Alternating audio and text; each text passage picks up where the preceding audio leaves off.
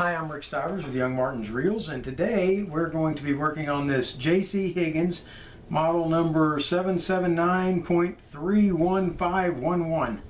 I'm not sure what that number stood for, except for this reel, but it sure seems like an awful long, drawn-out number to have to use. Alright, this reel has been gone through recently, so basically what I'm going to do is I'm going to show you how we take it apart and service it, put it back together. But we're also going to troubleshoot something. When we had it apart last, the line on it needed to be replaced, and we did replace the line, but when we got done with it, notice the way the spool has wound. Alright, it did not wind evenly. So what we're going to do is we're going to troubleshoot that a little bit and see what might have caused that. And as a matter of fact, let's do that right now.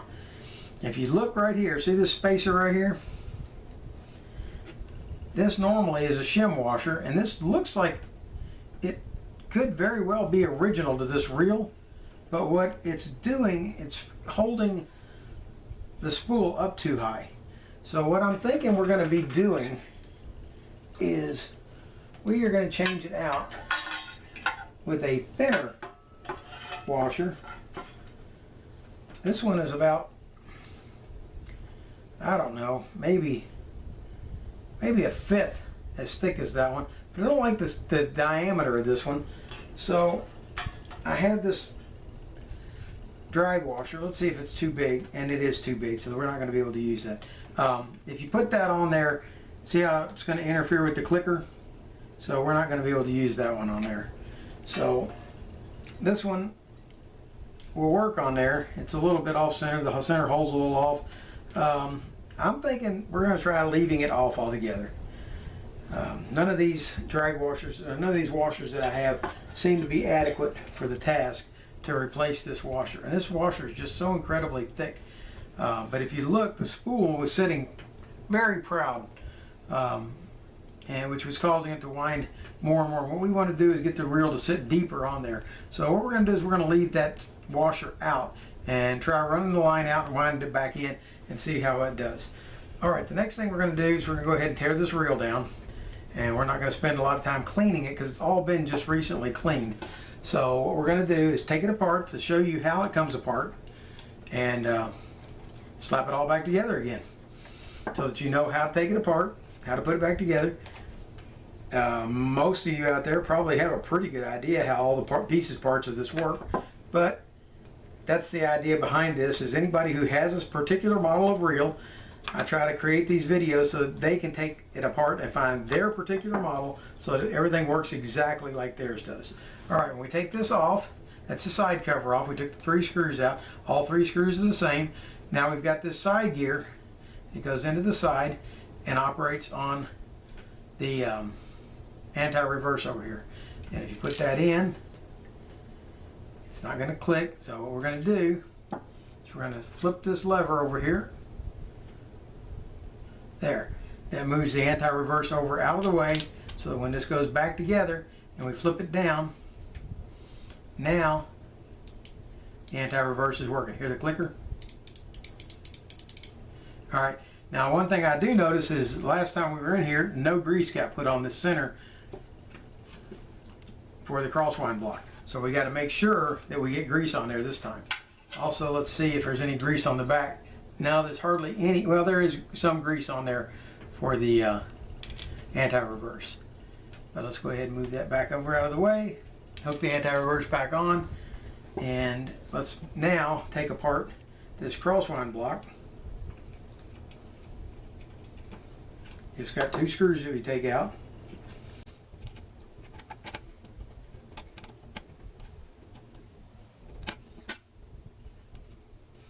Okay, you can keep those 2 screws right there with the crosswind block. With those screws out, now you can slide the axle shaft out. Alright, then you can clean all this up, which it's just recently been done, so it doesn't need to be done again. Alright, we're going to go ahead and take the rotor off. It looks like about a 10 mil, and it is. Okay, notice before we take this off, you've got a ramp right here. Okay, the ramp is going to be directly opposite The point of the ramp is going to be directly opposite of where the foot is. So remember that when you're putting it back together. There's your ramp. There's your foot. It's going to be on the top side. Okay, lift this out. With that, remember there's a spacer on top of the ramp, and there's another one, a keyed washer underneath it. Take that off. That'll give you the opportunity to clean up this gear and what's in here. But all that's clean right now because it was just redone. And that's pretty much the tear down for this. The only thing we haven't covered is taking this trip lever out right here, and that trip lever rides on that ramp that we just saw, which I've got it outside the picture. Rides on that ramp right there when you put that in, and it triggers right here, and I'm going to keep my finger out of the way, and the bail trips. Alright, so what we're going to do is I'm going to jump up real quick, get some new grease. I am going to do a quick wipe down with a few Q-tips, and then we're going to re-grease everything and put it back together.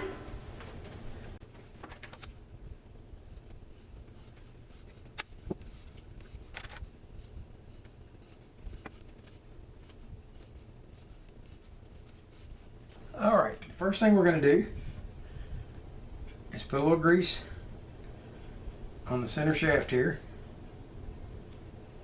and we're going to slide the rotor cap on. We're going to put a little grease on the pinion gear.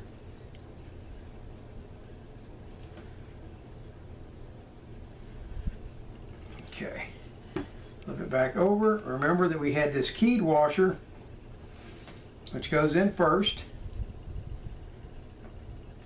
and I put it in upside down. This one is slightly concave shaped.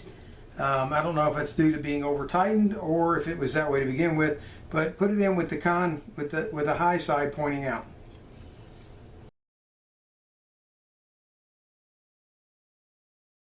There. Slide straight down. All right. Next goes this ramp assembly, and remember that the ramp points up away from the foot, and then you've got this shim washer in there, and then goes the nut.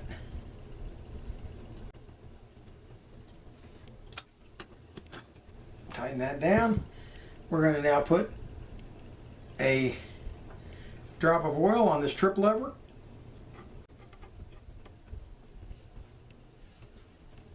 And we're going to come back and add some oil to the bail.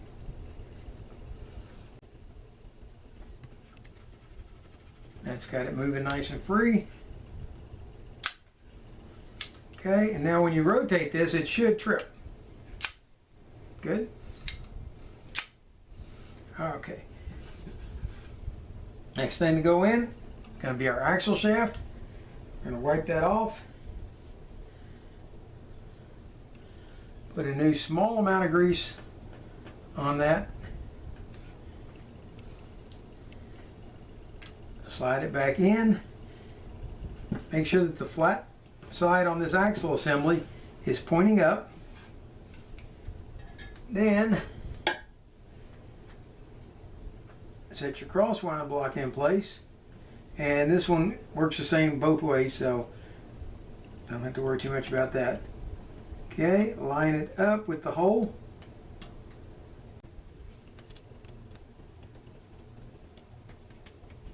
Would be nice if they slightly beveled these screws so they would start easier in the holes, but they don't.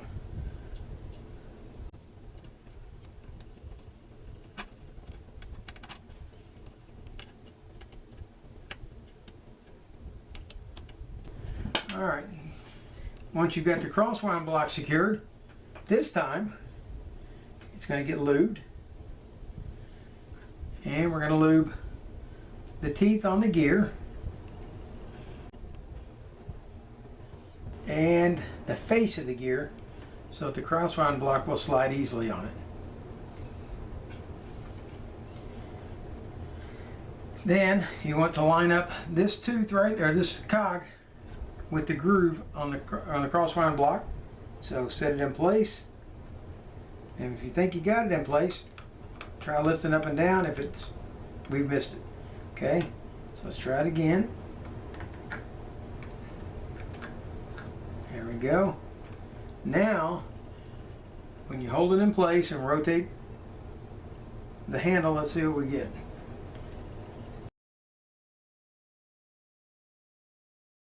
Rotate the handle. Okay, see it going up and down? All right, that means we've got it in the slot. Okay, number one screw goes in.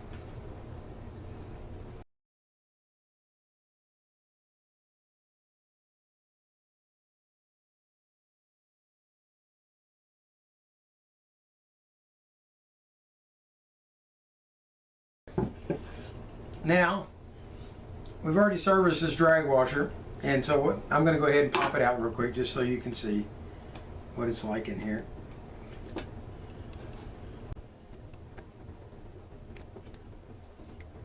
Okay, there's our tension washer. There is a keyed washer. There is an eared washer. Okay.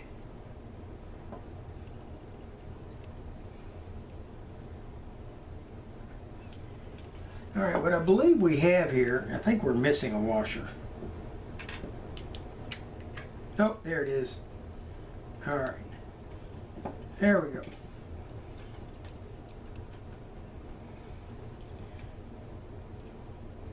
So we have this assembled incorrectly.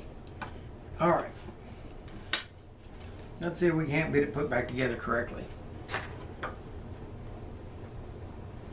Glad we decided to take it apart. All right, first part going in is going to be this keyed washer. And when I say keyed, I mean that it has a little D-shaped center in it. I'm going to drop that in first. Next, it's going to be one of these fiber washers. Let's wipe off all the old dirt and grease first. Be careful because it will tear or break. This appears to be a leather washer. Now what we're going to do is apply some reel and drag grease to this washer and slip it inside. Next comes this eared washer. Now normally when people talk about an eared washer in a reel, they're talking about one that's got 2 or 3 ears, sometimes as many as 5. This one only has 1 ear. So it's going to go into this slot right here. Make sure it fits in there. That little tab goes into that ear. Then comes the next leather washer. We'll wipe it off. Add a little lube.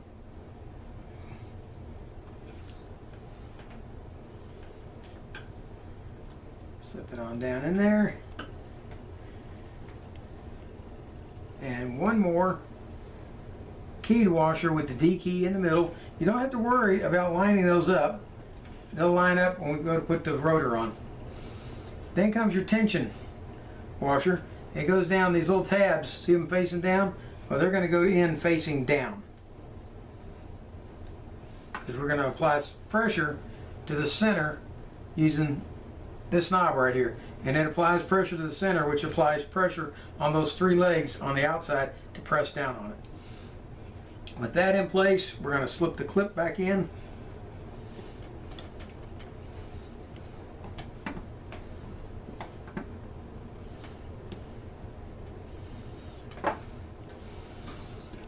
Remember I told you about those D clips. All right, I'm going to wipe off the bottom, and we're going to apply just a little bit of grease or oil to this clicker assembly right here.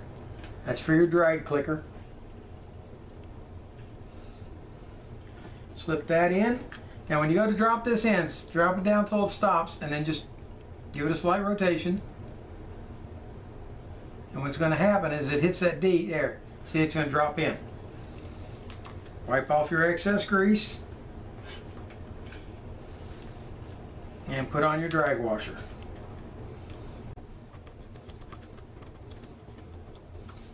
Now Now what I'm hoping is we're going to find is that with this spacer removed, when we pull this line off and wind it back on, it's going to wind in evenly. We're not going to know that until we do it.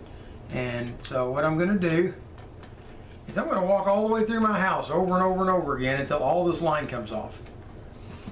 And then I'm going to wind it all back on and see which way it is, and I'll come back to you in a few minutes and let you know how it turned out. Okay. The line has now been run out and wound back in without that big thick washer under there. And if you notice, well, let's take it off and let's show you.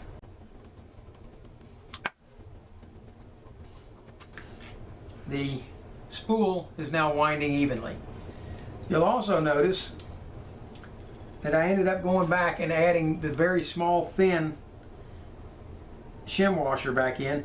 The reason being is because without that little bit of space, the clicker here set down too low, and this was riding in between the clicker and the body and not allowing the clicker to ride.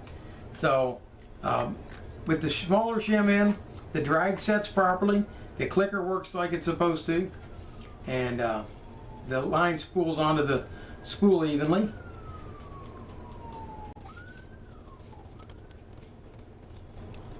And we can set the drag.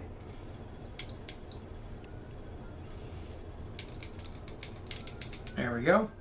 So now we've got a perfectly running J.C. Higgins spin cast reel. It is ready to go fishing. Now, let me explain one thing about this reel. It works as advertised. It does everything it's supposed to do. However, by today's standards, this reel is incredibly slow. I think I ended up coming out when I did the comparison on the pinion gear to the main gear. I think we ended up with a ratio of 2.7 to 1, which makes this a very slow reel. So if you're looking for a fast retrieving vintage reel, this is not your customer. If, however, you're looking for a very reliable, lightweight reel to take out and go do some vintage fishing with, this is a perfect little reel. And the J.C. Higgins spinning reel, made in Japan, nice reel. This is Rick Stivers with YoungMartin'sReels, signing out.